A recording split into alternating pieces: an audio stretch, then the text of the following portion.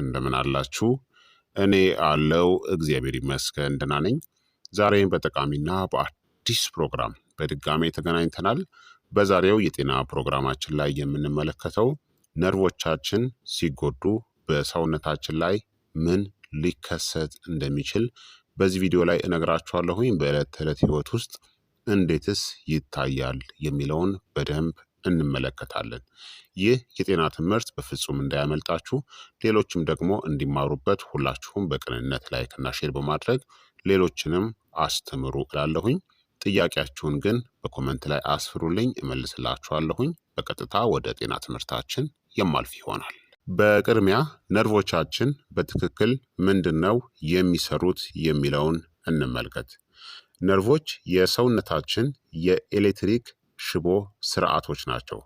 እነሱም መልእክትን ከአንጎል ወደ አካል ክፍሎቻችን ይልካሉ። እንቅስቃሴን፣ ላብንና የምግብ መፈጨት ሂደቶችን። መልእክትን ከአካል ወደ አንጎላችንም ይልካሉ። ህመም፣ ሙቀትና ንክኪን እንደ የልብ ምት፣ የደም ግፊት፣ የምግብ መፈጨትናም የፊኛ ቁጥጥር ያሉ አውቶማቲክ ተግባራቶችንም ይቆጣጠራሉ። ነርቮቻችን ሲጎዱ ግንኙነት ይቋረጣል። መልእክቶች ይዳከማሉ፣ ይዘገያሉ፣ ይዛባሉ ወይም ደግሞ ሙሉ በሙሉም ይጠፋሉ ማለት ነው። ታዲያ ነርቮቻችን ሲጎዱ በሰውነታችን ላይ ምን ሊከሰትና ሊታይ እንደሚችል ልንገራችሁ። አንደኛ፣ የህመም ምልክቶች ግራ ይጋባሉ ወይም ደግሞ ከመጠን በላይ ይነቃቃሉ። የተጎዱ ነርቮች ምንም አይነት ጉዳት ሳይኖር እንኳን የተሳሳቱ የህመም ምልክቶችን ሊያስተላልፉ ይችላሉ። ሊሰማችሁ የሚችለው የሚለበልብ ህመም፣ እንደ ኤሌክትሪክ ንዝረት የሚሰማ ስሜት፣ የሚወጋ ወይም ደግሞ የሚተኩስ ህመም፣ በቀላል ንክኪ የሚመጣ ህመም፣ በልብስ በአልጋ ልብስ ያሉ በትንሽ ነገሮች ማለት ነው። ይህ ታዲያ ለምን ይከሰታል? የነርቭ መከላከያ ሽፋን ማይሊን ሺዝ ወይም የነርቭ እምብርት በመጎዳቱ የተዛቡ የኤሌክትሪክ ምልክቶች እንዲፈጠሩ ያደርጋል። ተጽዕኖም በሌሊት ህመሙ ይባባሳል።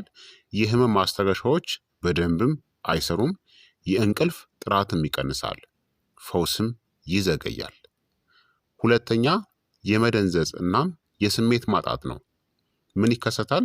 የተጎዱ ነርቮች የንክኪ፣ የሙቀት ወይም የህመም ምልክቶችን በትክክል መላክ ይሳናቸዋል። ልታስተውሉት የምትችሉትም የጣቶች ወይም የእግር ጣቶች መደንዘዝ፣ እንደ መርፌ መውጋት የሚሰማ ስሜት፣ ሙቀትን፣ ቅዝቃዜን ወይም ደግሞ ጉዳቶችን አለመስማት። ይህ በጣም አደገኛ ነው። ለምን አደገኛ ሆነ? ቃጠሎች ወይም ደግሞ ቁስሎችም ሳይታወቁ ይቀራሉ። ኢንፌክሽኖችም በቀላሉ ይጀምራሉ። ቁስሎችም ቀስ ብለው ይድናሉ። የእግር የነርቭ ጉዳት ያለባቸው ሰዎች ስለታም ነገሮችን ሳይሰማቸውም ሊረግጡ ይችላሉ። ይህም ወደ ከባድ ኢንፌክሽን ያመራል። ሶስተኛ፣ የጡንቻ ድክመትና ደካማ የሆነ ቅንጅት ነው። ጡንቻዎችን የሚቆጣጠሩ የሞተር ነርቮች ጠንካራ ምልክቶችን መላክ ያቆማሉ። ሊያጋጥማችሁ የሚችለውም የመጨበጥ አቅም መዳከም፣ እግርን ለማንሳት መቸገር፣ የጡንቻ ቁርጥማት ይከሰታል። እንዲሁም መንቀጥቀጥ። የረጅም ጊዜ ውጤቱም ጥቅም ላይ የማይውሉ ጡንቻዎች ይኮማተራሉ። እናም ቀድመው ካልታከሙ ጥንካሬያቸውን በቋሚነት ያጣሉ። አራተኛ፣ የሰውነት ሚዛንን ማጣትናም የመውደቅ አደጋ መጨመር ነው።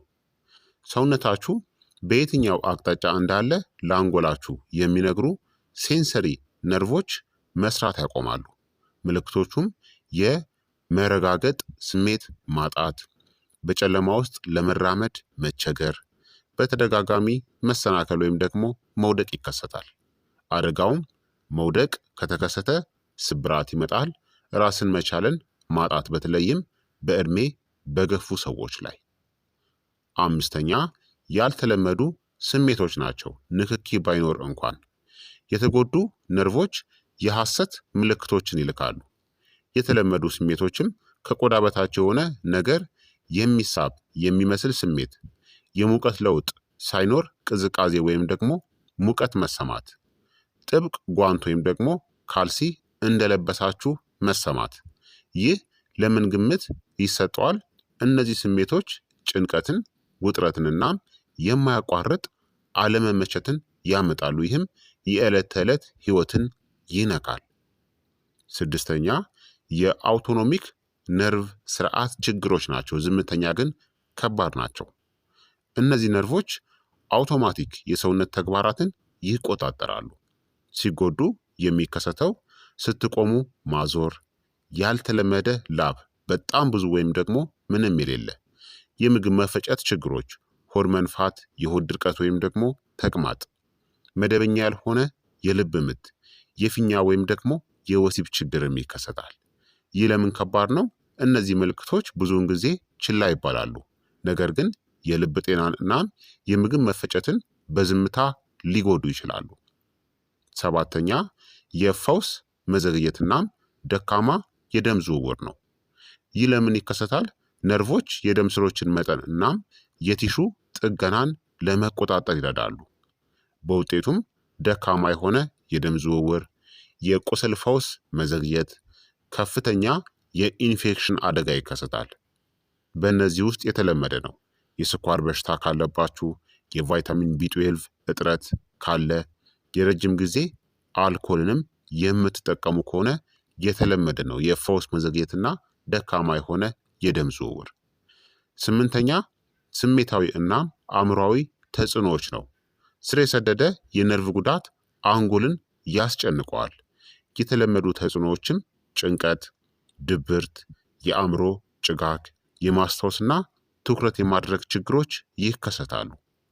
የማያቋርጥ ህመምና ደካማ እንቅልፍ እንዲሁም ደግሞ ብግነት ወይም ደግሞ ኢንፍላሜሽን ማለት የአእምሮ መዛልን ያስከትልብናል።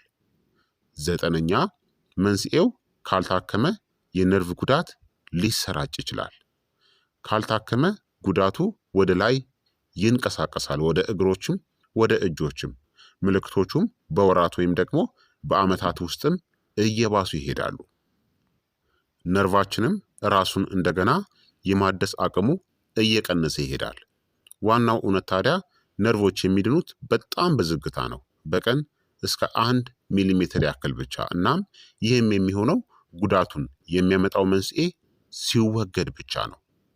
ታዲያ የነርቭ ጉዳት የተለመዱ መንስኤዎችን ልንገራችሁ። ስኳር በሽታ ነው። ይህ በዓለም አቀፍ ደረጃ ዋነኛው እናም የመጀመሪያው መንስኤ ነው።